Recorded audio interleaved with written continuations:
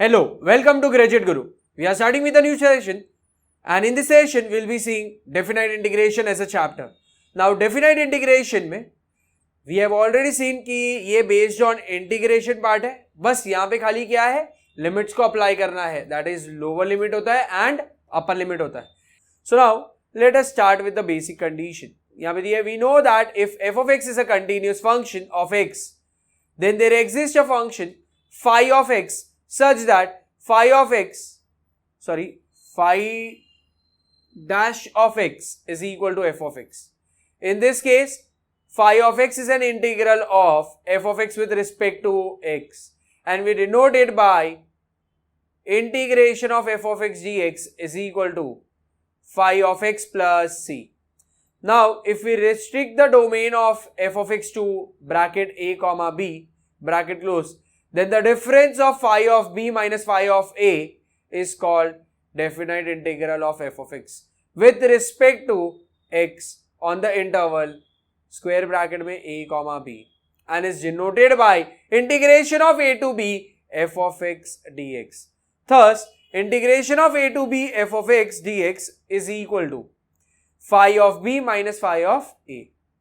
The number a and b are called the limits of integration. A is referred to as lower limit of the integral and b is the upper limit of the integral. So यहाँ पे will mark पहले तो ये a भी b.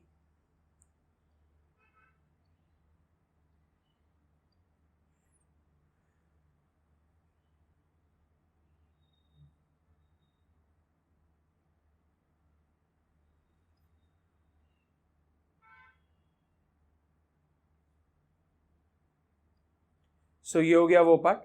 Next है, note that the domain of the variable x is restricted to the interval bracket a comma b and a and b are finite numbers. So ये हो गया basic condition. And यहाँ पे क्या करना होगा, इंटीग्रेशन की टाइप्स की तरह सॉल्व करना है और लास्ट में खाली क्या करना है, upper limit and lower limit substitute करना है. ये एक कैटेगरीज ऑफ क्वेश्चन है and the second categories of question are based on what, properties of definite integration. So यहाँ पे पहले बोलेंगे properties of definite integrals. In this session we will study some properties of definite integrals which are very useful in evaluating integrals. Property number 1, integration of a to a f of x dx, that is always equal to क्या आएगा, 0. Next है property number 2, integration of a to b f of x dx is equal to minus integration of b to a f of x dx. So ये हो गया हमारा property number 2. Next है property number 3, integration of a to b f of x dx is equal to integration of a to b f of t dt. Next, property number 4, integration of a to b f of x dx is equal to integration of a to c f of x dx plus integration of c to b f of x dx where c lies between a and b. So ये हो गया हमारा property number 4. Next, property number 5, integration of a to b f of x dx is equal to integration of a to b f of a plus b minus x dx. ये one of the important property है, तो इसे याद रखेंगे. Next, property number 6, integration of 0 to a f of x dx is equal to integration of 0 to a f of a minus x. So ये property 5 important है, property 6 important, ये ज़्यादा important है. Next है property number 7, integration of 0 to 2a f of x dx is equal to integration of 0 to a f of x dx plus integration of 0 to a f of 2a minus x dx. So ये था property number 7. And next है property number 8, integration of minus a to a f of x dx is equal to 2 times integration of 0 to a f of x dx if f is an even function and that is equal to 0 if f is an odd function. अब कब ये odd function होता है और कब ये even function होता है? अगर f ऑफ माइनस एक्स का value equal to minus f of x आया तो हम बोलेंगे f of x is an odd function.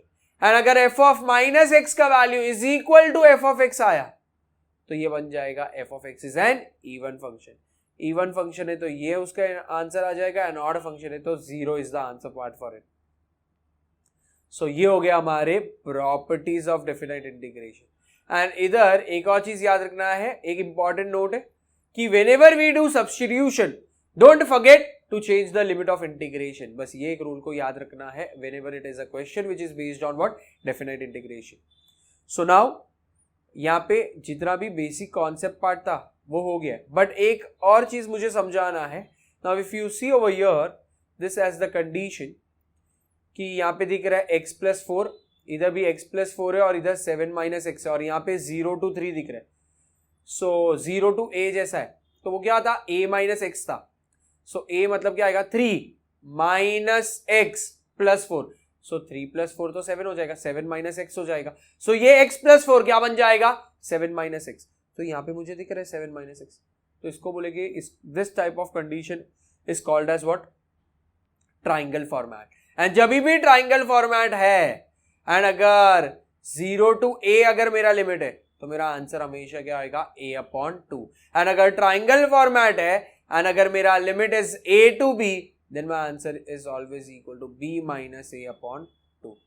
b minus a/2 ये दो शॉर्टकट है जो हमें आने चाहिए। अगर ये दो शॉर्टकट का यूज किया तो काफी सम्स इजी हो जाएंगे। Now based on this we start with the miscellaneous exercise 6. First is choose the correct alternative.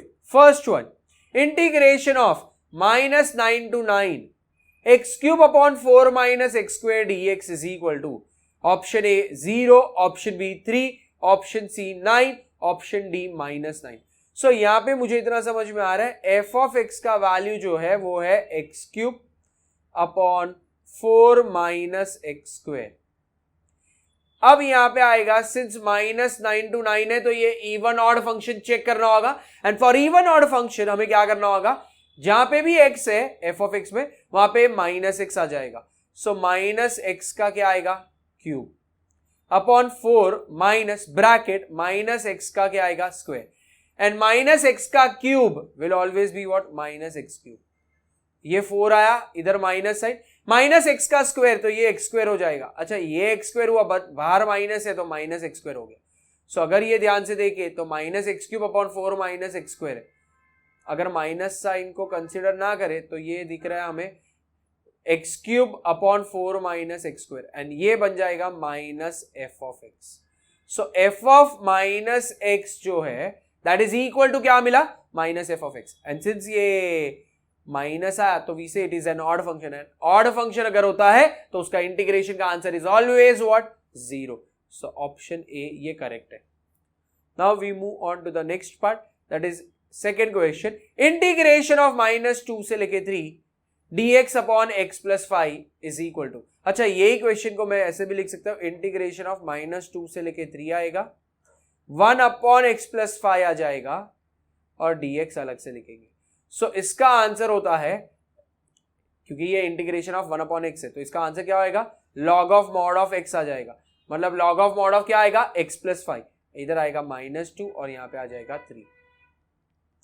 So log of mod of ये हो जाएगा 3 plus 5 minus log of mod of -2 plus 5, ये बन जाएगा log of mod of 8 minus log of mod of 3। log of mod of 8 upon 3. So यहाँ पे I can see option B is the correct answer.